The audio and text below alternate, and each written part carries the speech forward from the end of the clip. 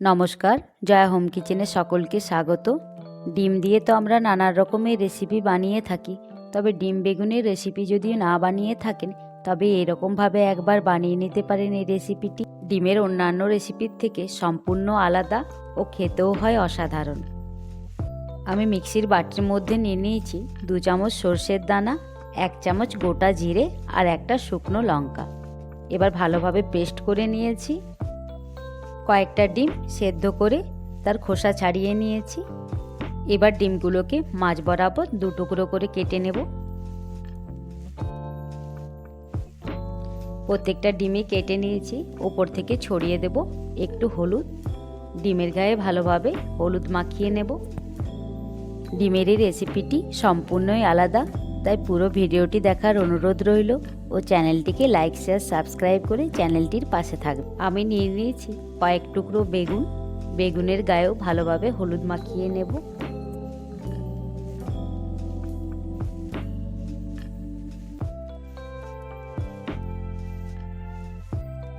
চাপিয়ে দিয়েছি একটা কড়া, দিয়ে দেব কিছুটা সর্ষের তেল।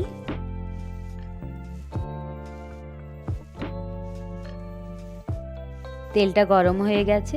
এবারে হলুদ মাখানো ডিমগুলোকে তেলের মধ্যে দিয়ে ভালোভাবে ভেজে নেব। আমরা ডিম খেতে কম বেশি সকলেই তো বেশ পছন্দ করি, তবে ডিমের একই রকমের রান্না খেতে কারোরই ইচ্ছে হয় না। তাই একটু ভিন্ন স্বাদের ডিম বেগুনের রেসিপিটি বাড়িতে বানিয়ে নিতে পারেন। খুবই অল্প সময়ের মধ্যে তৈরি হয়ে যায় এই রেসিপিটি ও খেতেও হয় কিন্তু অসাধারণ।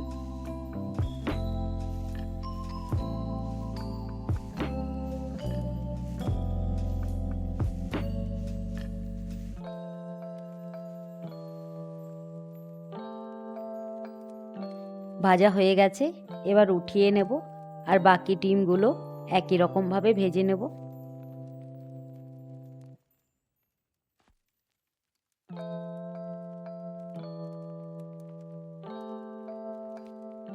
এবার আমি হলুদ মাখানো বেগুনের টুকরোগুলোকে হালকা করে ভেজে নেব।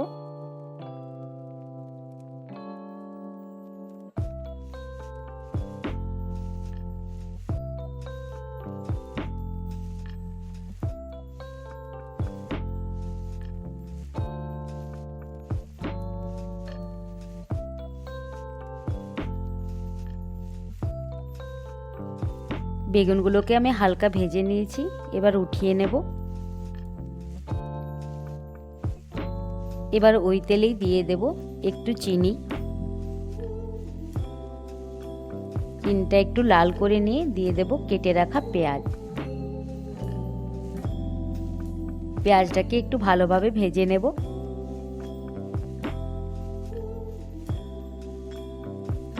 পেঁয়াজ ভাজা হয়ে গেছে, দিয়ে দেব কেটে রাখা টমেটো। পেঁয়াজ আর টমেটোটা আবারও ভালোভাবে ভেজে নেব। এই রেসিপিটি বানাতে বেশি উপকরণের প্রয়োজন হয় না। এবার পেঁয়াজ আর টমেটোর সাথে দিয়ে দেব 1 চা চামচ হলুদের গুঁড়ো, 1 চা চামচ নুন। আবারও একটু ভালোভাবে ভেজে নেব।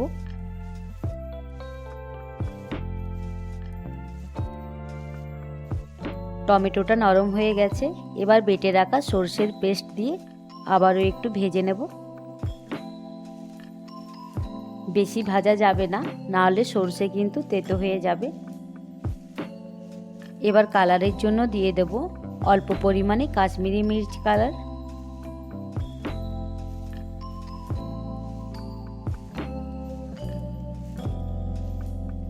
এবার মশলার মধ্যে দিয়ে দেব ভেজে রাখা বেগুন।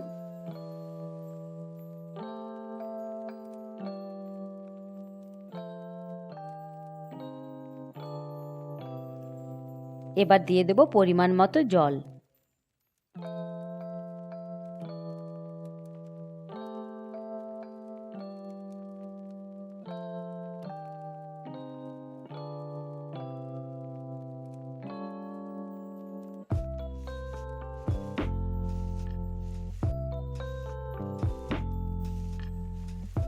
এবার কিছুক্ষণ জাল করে নেব।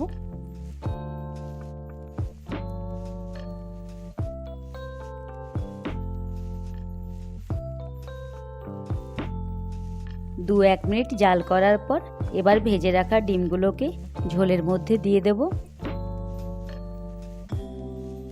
ডিম দেওয়ার পর আবারও 2-1 মিনিট ভালোভাবে জাল করে নেব। ডিমের একই রকমের রেসিপি খেতে ইচ্ছে না হলে এই ডিম বেগুনের রেসিপিটি একবার হলো বাড়িতে বানিয়ে নিতে পারেন। ডিমের অন্যান্য রেসিপির তুলনায় স্বাদে কিন্তু সম্পূর্ণ ভিন্ন হয়। রেসিপিটি ভালো লাগলে অবশ্যই তা কমেন্টের মাধ্যমে জানাবেন। রান্নাটা আমার সম্পূর্ণ হয়ে গেছে। এবার উপর থেকে ছড়িয়ে দেব কুচিয়ে রাখা ধনেপাতা।